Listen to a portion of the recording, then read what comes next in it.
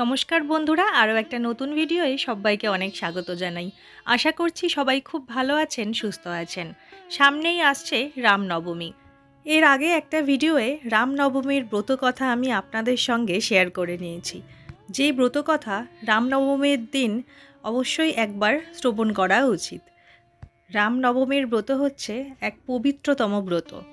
এই ব্রতকথা শ্রবণ করাও শুভ বলে মনে করা হয় এবং এই রামনবমীর অনুষ্ঠান পালনে যে পরিমাণ পুণ্য লাভ হয়, নানা যজ্ঞ, কঠোর তপস্যা, সর্বতীর্থে ভ্রমণ করলেও সেই পরিমাণ পুণ্য লাভ সম্ভব নয়। যাই হোক, এই নিয়ে তো আমি বিস্তারিতভাবে আপনাদের সঙ্গে আগের ভিডিওয়ে আলোচনা করেছি এবং ব্রত কথাও শুনিয়েছি। তো একটাই কথা বলবো বন্ধুরা, যদি আগের ভিডিওটা কেউ না দেখে থাকেন তাহলে আমি লিঙ্কটা ডেসক্রিপশন বক্সে দিয়ে রাখবো, ইচ্ছা হলে দেখে আসতে পারেন।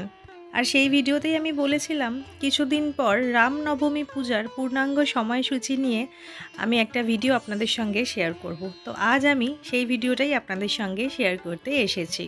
একটাই অনুরোধ বন্ধুরা, ভিডিওটা একদম স্কিপ না করে পুরোটা দেখবেন। আশা করি ভিডিওটা দেখে একটু হলেও উপকৃত হবেন। আর অবশ্যই কাছের মানুষ, বন্ধু বান্ধব সকলের সঙ্গে ভিডিওটি শেয়ার করে নেবেন। আর যদি চ্যানেলে নতুন হন তাহলে চ্যানেলটি সাবস্ক্রাইব করে অথবা ফেসবুক থেকে দেখলে পেজটি ফলো করে আমার পাশে থাকবেন।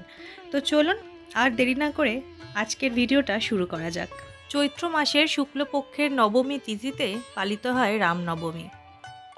রামনবমী হিন্দু ধর্মের একটি উৎসব যা শ্রদ্ধেয় দেবতা শ্রী রামচন্দ্রের জন্ম উদযাপন করে। ভগবান শ্রী রামচন্দ্রকে ভগবান বিষ্ণুর সপ্তম অবতারও বলা হয়। এবারে আমরা জেনে নেব এই বছর রামনবমী কবে পড়েছে।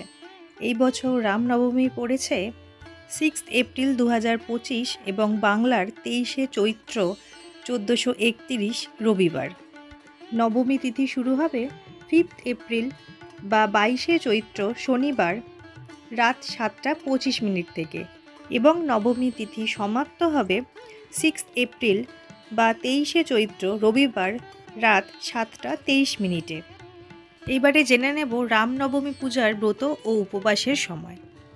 6 এপ্রিল বা 23 চৈত্র রবিবার সূর্যোদয় থেকে উপবাস শুরু করে পূজা প্রদানের পর উপবাস ভঙ্গ করা যাবে এবং ব্রত পালন সেই দিনই নবমী তিথি সমাপ্ত হওয়া পর্যন্ত অর্থাৎ রাত 7:23 পর্যন্ত হবে। এবার জেনে নেব এই নবমী তিথির মধ্যেও রামনবমী পূজার জন্য সবথেকে শুভ সময় কোনটা। 6 এপ্রিল বা 23 চৈত্র রবিবার সকাল 11:03 থেকে দুপুর 1:41 পর্যন্ত হচ্ছে রামনবমী পুজোর শুভ মুহূর্ত। রামনবমী পুজোয় পুষ্পাঞ্জলি দেওয়ার সময় হাতে চন্দন সহযোগে ফুল বেলপাতা নিয়ে 3 বার যেই মন্ত্র বলে পুষ্পাঞ্জলি দিতে হবে সেটি হচ্ছে গোবিন্দা গরুড়ধ্বজা গুণনিধে দামোদরা মাধবা, হে কৃষ্ণ কমলাপতে যদুপতে সীতাপতে শ্রীপতে বৈকুণ্ঠধিপতে চরচরপতে লক্ষ্মীপতে পাহি মাম, এষ গন্ধপুষ্প তুলসী পত্রাঞ্জলি শ্রীরামচন্দ্রায় নমঃ।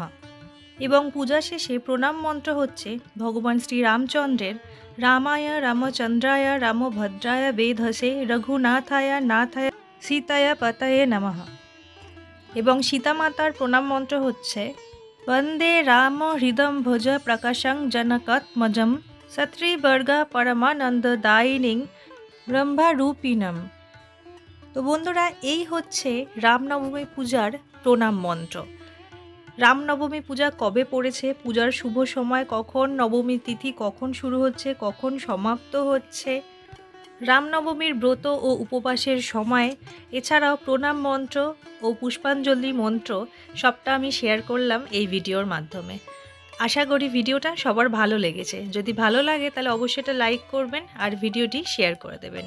তো চলুন বন্ধুরা, আবার দেখা হচ্ছে আপনাদের সঙ্গে পরবর্তী ভিডিওয়। সবাই ভালো থাকবেন, সুস্থ থাকবেন। জয় শ্রীরাম।